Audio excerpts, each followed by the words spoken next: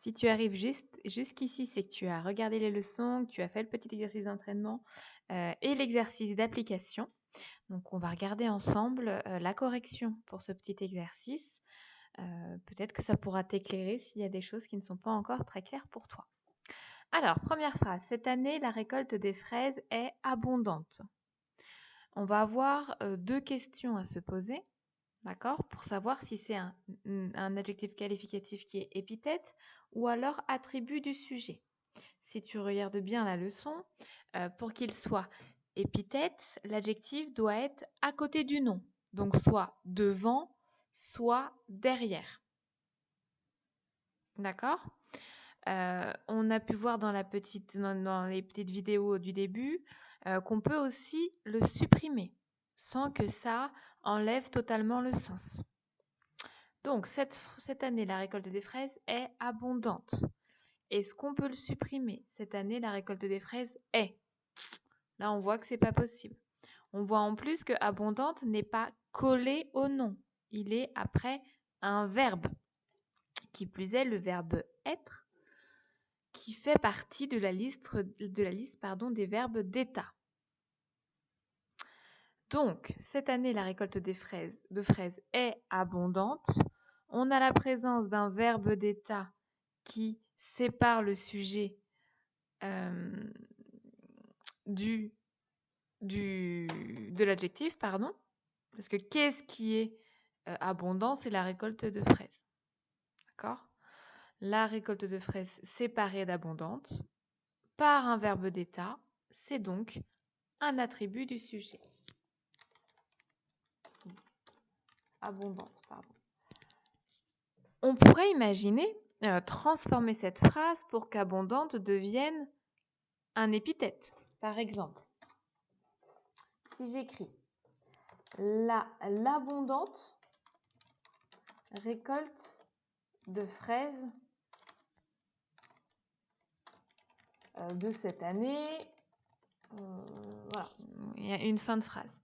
L'abondante, cette fois-ci, se retrouve collée au nom, donc la récolte de fraises. Et comme elle est collée et qu'il n'y a plus de verbe d'état qui les sépare, abondante est devenue épithète dans cette phrase. On parle bien là d'une fonction. Donc, c'est-à-dire qu'une fonction, elle peut changer selon la phrase. Abondante ne sera pas toujours épithète ou attribut du sujet. Ça dépend comment la phrase est tournée. D'accord? Donc, il ne faut pas apprendre telle liste d'adjectifs qu'on se dit c'est épithète ou c'est attribut. Non, il faut bien regarder comment est construite la phrase.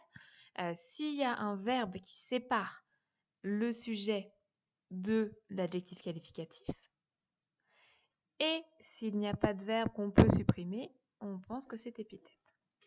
On y va sur la deuxième. Pour le carnaval, ma tante m'a offert un costume de clown bariolé. Donc c'est bariolé l'adjectif qualificatif qu'on essaye de placer soit en épithète, soit en attribut du sujet. On peut peut-être commencer par voir s'il y a un verbe d'état. Clown, bariolé, non, il n'y a pas de verbe d'état ici. Qui plus est, est-ce que bariolé est collé au nom clown? Parce que qu'est-ce qui est bariolé? C'est le costume de clown. Donc est-ce que bariolé est collé au costume de clown? Oui, hein? Là, on voit bien, pour le premier exemple, ils ne sont pas collés, il y a le verbe d'état. Là, on voit bien qu'ils sont collés. Costume de clown, bariolé, ils sont collés.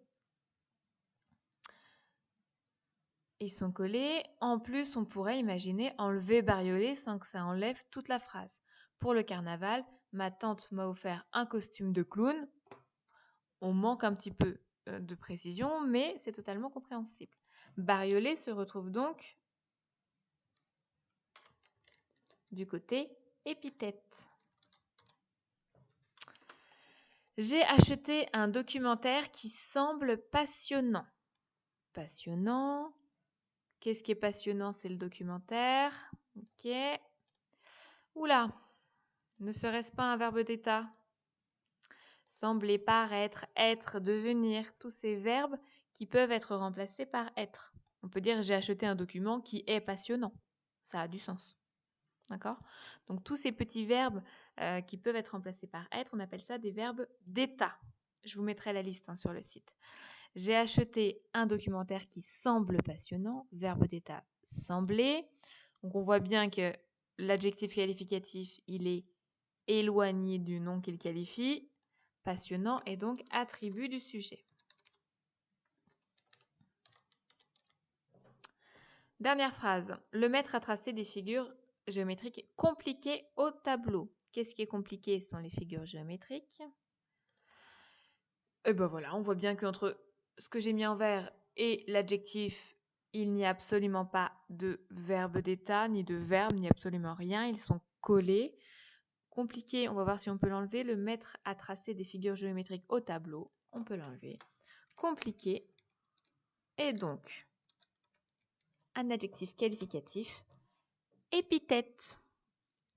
Voilà pour la correction de l'exercice du jour.